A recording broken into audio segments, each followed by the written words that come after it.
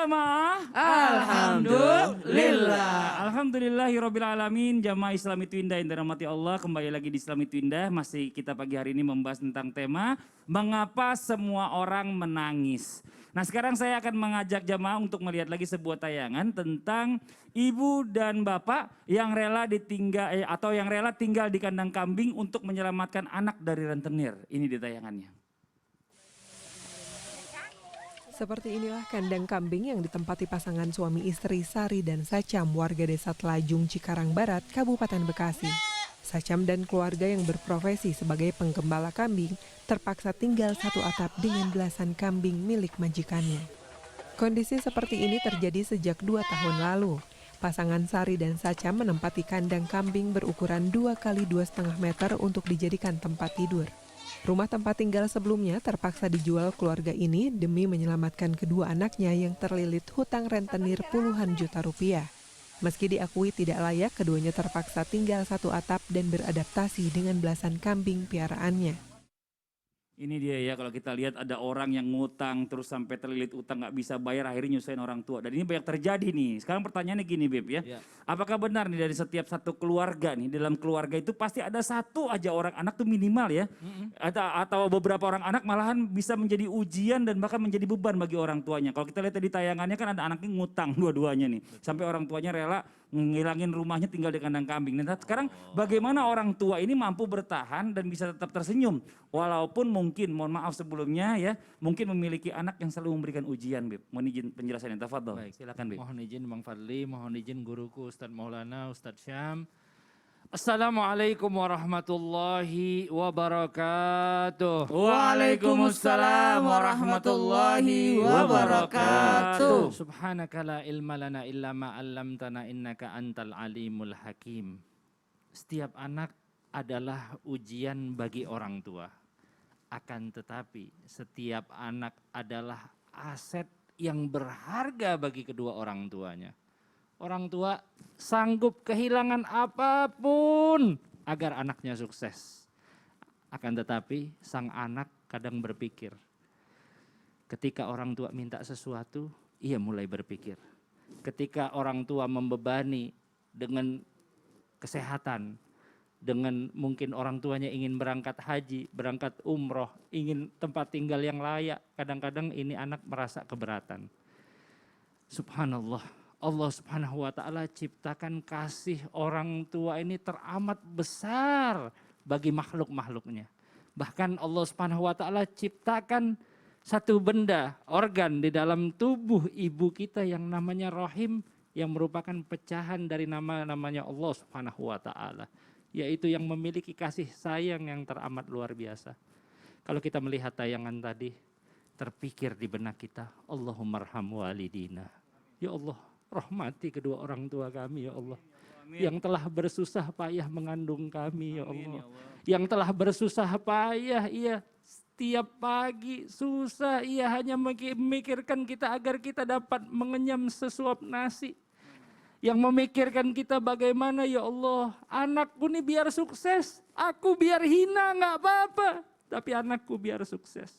Ibu-ibu kita yang selalu mikirin bagaimana anaknya sehat atau enggak, anaknya senang atau enggak. Itu orang tua capeknya luar biasa. Itu orang tua susahnya luar biasa. Tapi kecapean itu, derita itu akan hilang ketika ia mendengar ucapan dari sang anak. Ayah, kalimat ayah merubah suasana yang tadinya derita menjadi bahagia. Kalimat ibu, ummi, bunda, ketika itu diucapkan oleh sang anak, maka derita yang ia rasakan, capek yang ia rasakan akan berubah seketika menjadi bahagia. Ya Allah, bahagiakan orang tua kami ya Allah. Jadikan bunda-bunda kami penghuni surgamu ya Allah. Ya Allah, barokah daripada pelajaran yang kami terima di hari ini ya Allah. Jadikan orang tua kami orang tua yang berbahagia di dunia dan di akhirat. Nah ini salah satu wasilah, salah satu perantara agar orang tua kita menjadi orang tua yang berbahagia, adalah kita mengikuti pelajaran-pelajaran yang baik. Agar apa? Agar orang tua kita Allah Subhanahu wa taala golongkan menjadi orang-orang yang senang, orang-orang yang beruntung di akhirat kelak. Amin ya rabbal alamin. Dan juga perhatikan bagaimana kedua orang tua kita. Sejauh mana kita memberikan perhatian kepada mereka, ketahuilah mereka telah memberikan perhatian yang teramat luar biasa kepada kita semuanya. Masya Allah, jazakallah khairan katsiran, terima kasih banyak Habib atas penjelasannya. Nah sekarang kita lanjut lagi buat jamaah yang ada di rumah ya. Saya masih punya tayangan lagi, siapa bilang orang yang punya kekurangan ini nggak bisa bermesra-mesraan. Nah ini ada berikut video tayangan tentang pasangan suami istri tunanetra yang tetap romantis dan tetap mengurus anak dengan penuh perhatian. Ini dia tayangannya. Ndi Mbak Sri? Ya anakmu turun Ndri. Wes jangan. Ning ndi? Ladam itu. Dengan wong loro, kok mesramen awakmu? Beninten ngenten iki ya.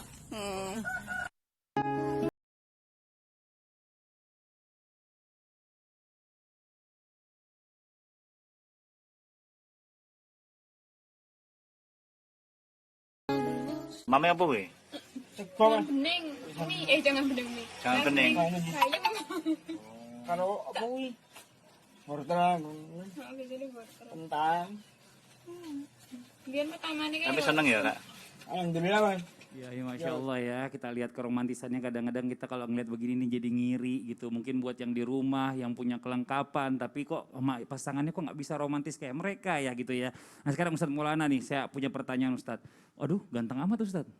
Luar biasa. Hah? Masya Allah. Saya Iya, pakai luar kacamata biasa. untuk nutupin mata saya yang lagi sedih banget. Oh ya Allah ya Robbi. Ustadz di pertanyaannya Ustadz, benar gak sih katanya nih orang-orang yang diuji dengan kekurangan fisik ini sesungguhnya Allah ini ya telah menjaga hatinya serta memberikan kelapangan hatinya sehingga selalu tersenyum. Walau menurut kita itu ujiannya itu berat banget. Bahkan kita kalau ngeliatnya kadang suka menangis gitu, meneteskan air mata. Ini penjelasannya, silakan Ustadz. Tafadhol. Saya izin kepada semua, saya pakai kacamata ya. Betul. Gitu saya izin semuanya. Bismillahirrahmanirrahim. Kepada semuanya yang lagi diuji bentuk fisik, jangan berputus asa dari rahmat Allah. Karena la yukallifullahu nafsan illa usaha. Dek tunahu jiki pengala ta'ala. Sesuai itu kemampuan tak. Kenapa Allah menguji kita? Sesuai kemampuan kapasitas kita. Dalam kitab Al-Hikam disebutkan, sebenarnya orang-orang ini adalah orang-orang pilihan. Yang Allah selamatkan dirinya. Ketahuilah orang yang fisiknya maaf orang berkata tidak sempurna. Tapi menurut Allah itu sempurna untuknya. Dan itu pas untuknya. Kenapa?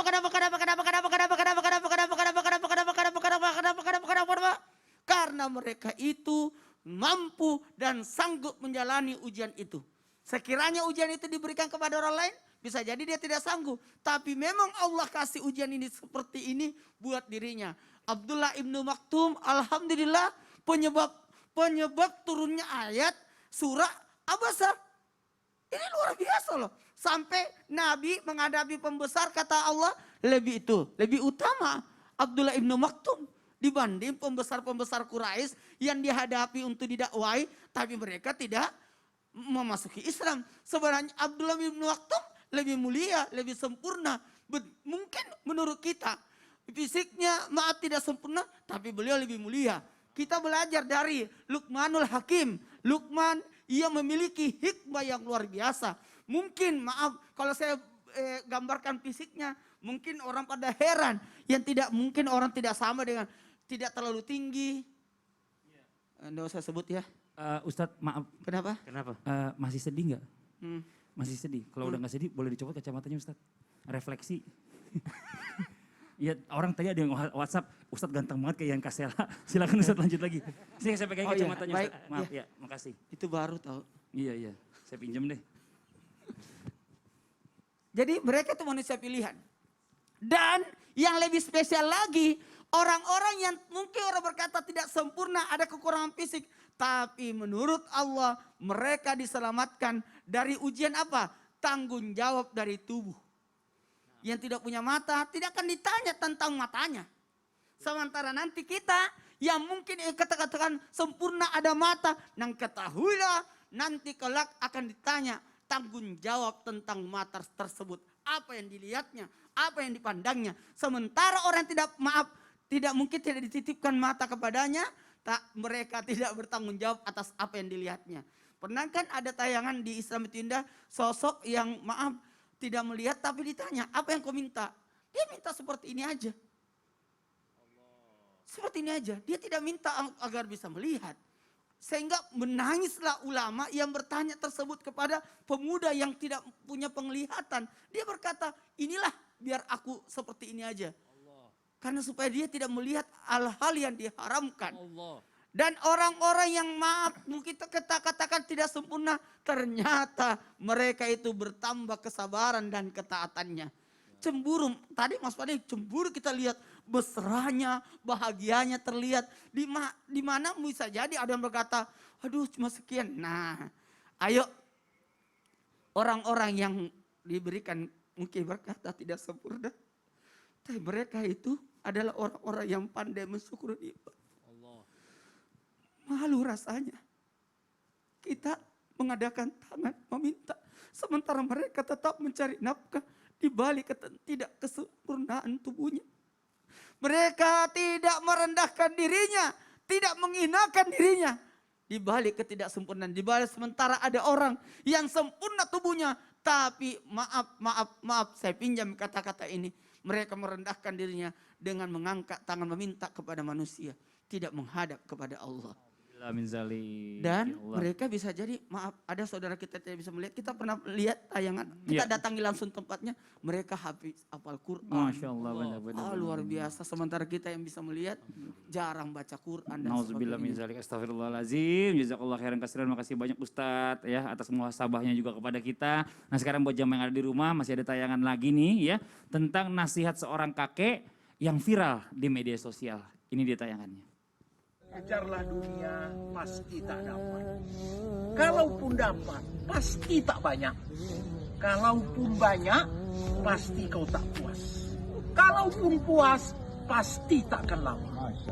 Tapi kalau akhirat kau kejar, pasti dapat. Sudahlah dapat, pasti banyak.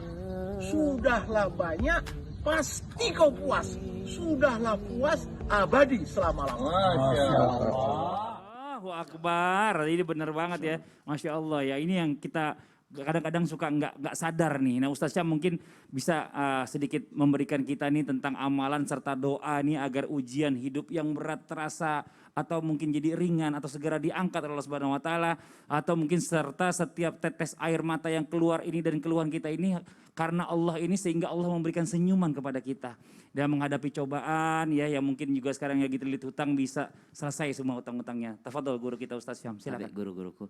Ba'da naqul a'udzu billahi minasyaitonir rajim. Wa basyyiris sabirin alladzina idza asabathum musibah qalu inna lillahi wa inna ilaihi raji'un. Tentu amalan yang pertama dalam Al-Quran disebutkan wabasyiris sabirin, yakni bersabar. Sabar bukan berarti diam, sabar artinya pantang menyerah. Ketika Allah menguji kita dengan ujian yang A, kita bisa lulus. Allah pasti akan menambah dengan ujian yang B, kemudian ujian yang C, kemudian bertingkat lagi. Ahasiban nasu ayyaqulu amanna wa hum la yuftanun. Kata Allah Subhanahu wa taala, apakah mereka mengira bahwa mereka setelah beriman tidak akan diuji? Justru ketika kita sudah mendaftar sebagai hamba Allah yang beriman, maka ujian itu pasti akan datang. Maka amalan yang pertama yakni dengan bersabar. Sabar itu tidak meninggalkan Tuhan. Sabar itu bukan berarti kita yang namanya diam saja, tidak, tapi melakukan yang namanya kebaikan demi kebaikan. Kemudian yang kedua, doanya apa? Allah sambung langsung, alladzina idza asabathum musibah. Ketika mereka tertimpa musibah, mereka mengucapkan inna lillahi wa inna ilaihi raji'un. Sungguh semuanya adalah dari Allah dan akan kembali kepada Allah Subhanahu wa taala. Seakan-akan Allah mengajarkan kita, wahai manusia, nyawamu saja tidak abadi. Jikalau nyawamu saja tidak abadi, apalagi apalagi ujian yang ada dalam hidupmu. Karena hidupmu saja tidak abadi,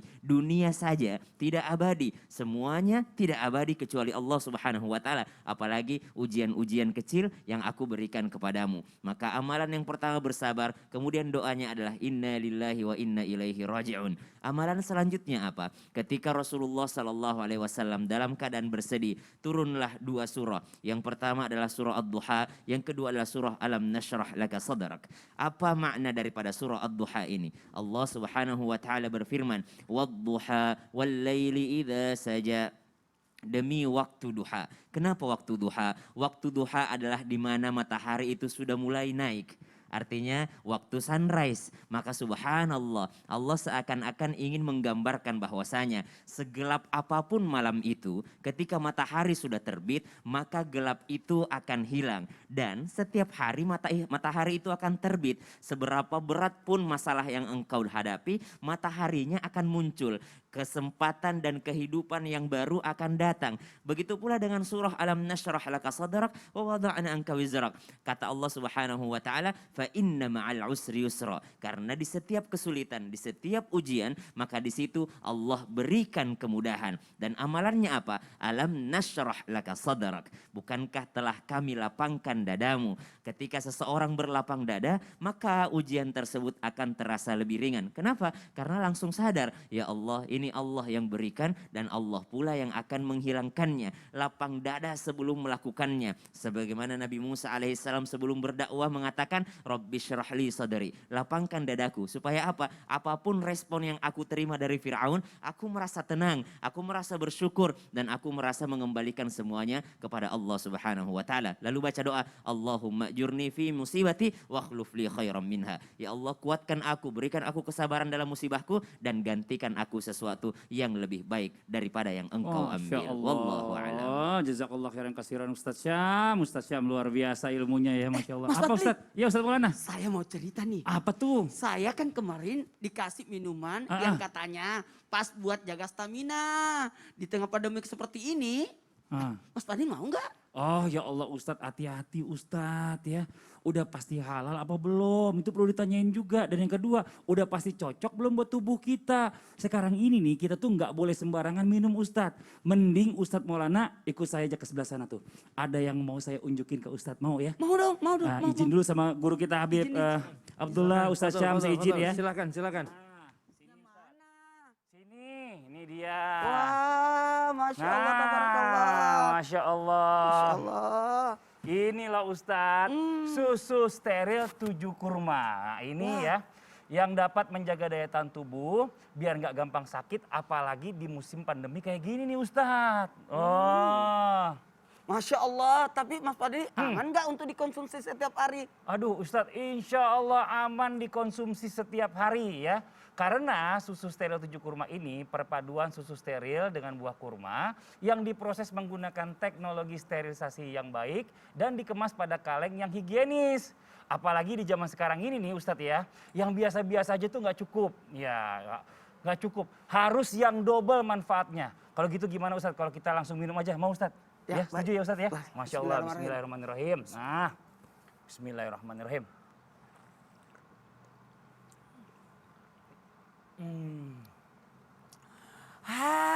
Masya Allah, rasanya enak dan gak ambar ya Mas Fadli. Susu steril aja udah bagus, apalagi ditambah kurma. Kalau begitu, saya mau bersyukur di musim pandemik ini setiap hari. Masya Allah Ustadz, gimana sih? Bukannya banyak berdoa biar pandemi cepat selesai Ustadz. Ini kok malah bersyukur di pandemi? Maksudnya bersyukur yang ini adalah singkatan, yaitu berisi susu 7 kurma. Oh gitu maksudnya Ustadz. Kalau gitu saya jadi pengen stok yang banyak di rumah biar bisa bersyukur terus. Beri susu 7 kurma. Susu steril 7 kurma, enak, double manfaat. Alhamdulillah. Nah, buat jamaah yang ada di rumah jangan kemana-mana ya. Kita akan segera kembali lagi, tetap di Islam itu Indah. Jamaah, oh jamaah, alhamdulillah. Masya Allah.